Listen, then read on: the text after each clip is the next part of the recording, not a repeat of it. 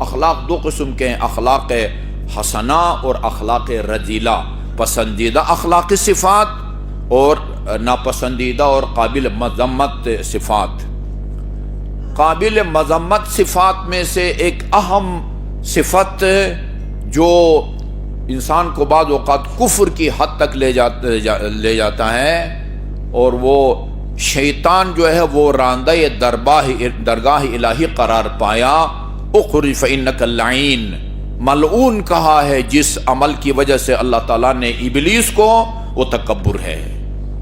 تکبر کی وجہ سے ابلیس اللہ کی زبانی ملعون قرار پایا ہے، تکبر۔ یہی وجہ ہے کہ امیر المومنین علیہ الصلوۃ والسلام کا ایک مختصر سا خطبہ ہے اسپیشل حج کے بارے میں، اس پورے خطبے میں حج کا فلسفہ بیان کیا ہے۔ اللہ تعالیٰ اگر چاہتا تو ایک ایسی جگہ پر جہاں پر یعنی وہ پانی بھی فراوان ہوتا، سبزہ ہوتا، یہ پھلدار درخت ہوتے، ادھر جا کے فریضہ حج انجام دینے کا حکم دے سکتا تھا، لیکن ایسا نہیں کیا۔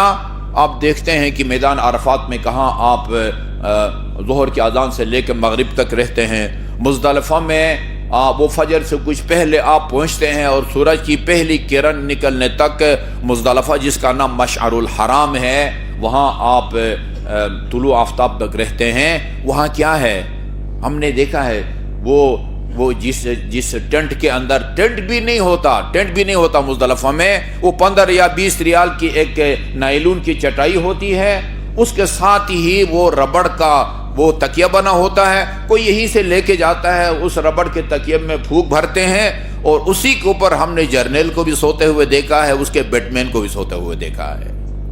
یہ کس مقصد کے لیے اللہ تعالیٰ نے اسے کیا ہے؟ فرمایا تکبر کے خاتمہ کی خاطر، تکبر کے خاتمہ کی خاطر اللہ تعالیٰ نے بیت اللہ کا حج کا واجب قرار دیا ہے۔ خاتون جنت علیہ الصلاۃ والسلام کا جو خطبہ ہے جی، اس خطبے میں بھی آپ نے نماز احکام کا فلسفہ بیان کیا ہے، روزے کا فلسفہ، زکوٰۃ کا فلسفہ، وہ اہل بیت کی پیروی کا فلسفہ، توحید کا آپ نے بھی فرمایا ہے۔ یہ نماز کا فلسفہ یہ انسان کے اندر سے تکبر کا خاتمہ ہے، تکبر کا خاتمہ۔ جب نماز کا حکم آیا، لوگوں نے ان حضرت سے پوچھا نماز پڑھنے کے کیا طریقہ ہے؟ یہ تکبیرۃ احرام کہو، پھر اتنا جو ہے وہ جھکو، پھر سجدہ کرنا ہے، اور اپنی جبین کو، پیشانی کو خاک پر رکھنا ہے۔